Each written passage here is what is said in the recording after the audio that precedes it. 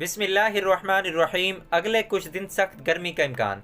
दोस्तों, वीडियो को फजूल समझकर स्किप ना कीजिएगा, एंड तक लाजमी देखिएगा, इंशाअल्लाह बहुत फ़ायदा होगा। इंसानी जिस्म का दर्जा हरारत 41 डिग्री पर पहुंच जाए तो मौत वाक़या होने के इम्कानात 90% बढ़ जाते हैं।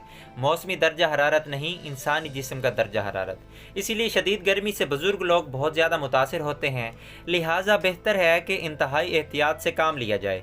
अब एहतियात कौन सी हैं, ज़रा तवज्जो से सुनिएगा। गोश्त, अंडा, अचार, कोक, पेप्सी, तेज़ मिर्च, मिसाले, पालक, मेथी वगैरह खाने से इज्तनाब करें। काला, नीला, लाल, मैरून, जामनी और गहरे रंग वाले कपड़े पहनने से भी परहेज़ करें, क्योंकि ये गर्मी बहुत ज़्यादा जज़ब करते हैं। इंतहाई गर्मी के औकात सुबह 9 से शाम 6 बजे तक बिला ज़रूरी सफ़र ना करें, क्योंकि ये जो गर्मी की शुआएँ होती हैं बहुत ख़तरनाक होती हैं। नमक का कम से कम इस्तेमाल करें। काले रंग के और मुकम्मल बंद जूते कम से कम पहनें। काम करने वाले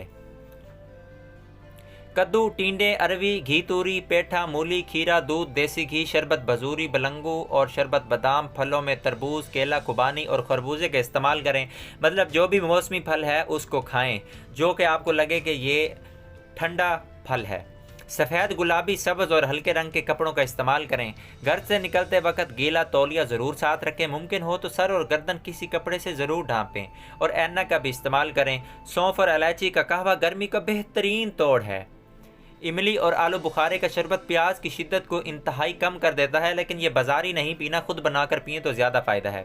पानी जिस कदर मुमकिन हो पिएँ। ठंडे पानी की बजाय घड़े का पानी इस्तेमाल करें, प्याज की शिद्दत को कंट्रोल रखता है।